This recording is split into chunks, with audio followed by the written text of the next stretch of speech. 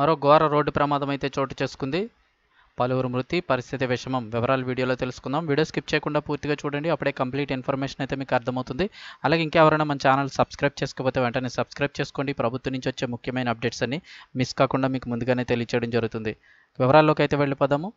శనివారం తెల్లవారుజామున మధ్యప్రదేశ్లోని సియోని జిల్లాలో స్పెషల్ ఆర్మ్డ్ ఫోర్సెస్ అంటే ఎస్ఏఎఫ్ జవాన్లు ప్రయాణిస్తున్న బస్సు కారును ఢీకొని బోల్తా పడడంతో 3 వ్యక్తులు అక్కడికక్కడే మరణించారు.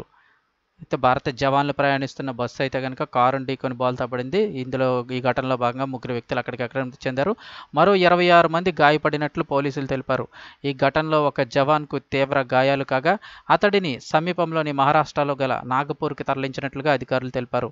ఇక సియోని జిల్లా కేంద్రానికి 50 కిలోమీటర్ల దూరంలో ఉన్న సియోని మండల రాష్ట్ర రహదారిపై ధనగద గ్రామ సమీపంలోని తెల్లవారుజామున 1 గంటకి ప్రమాదం జరిగింది. రాష్ట్ర పోలీస్ 35వ బెటాలియన్ ఎస్ఏఎఫ్ను మాండ్లా నుండి పందుర్నాకైతే కనుక సిబ్బంది తీసుకువెళ్తున్న బస్సు ప్రమాదానికి గురైంది. ఈ ప్రమాదంలో కారులో ప్రయాణిస్తున్న కన్హయ్య జస్వానీ, అలాగే నిఖిలేష్ జస్వానీ, డ్రైవర్ పురుషోత్తం మహోబియా అక్కడికక్కడే మృతి చెందినట్లు Keolari police station incharge Chain Singh Uikey తెలిపారు. మృతులు మండల వాసులని, గాయపడిన మరో 2 కారు ప్రయాణికులు కియోలారి ప్రభుత్వాసుపత్రిలో చికిత్స పొందుతున్నారు. కారులో ప్రయాణిస్తున్న వారు నాగపూర్ నుండి ఆసుపత్రికి సంబంధించిన పని ముగించుకొని తిరిగి వస్తున్నారని అధికారి తెలిపారు.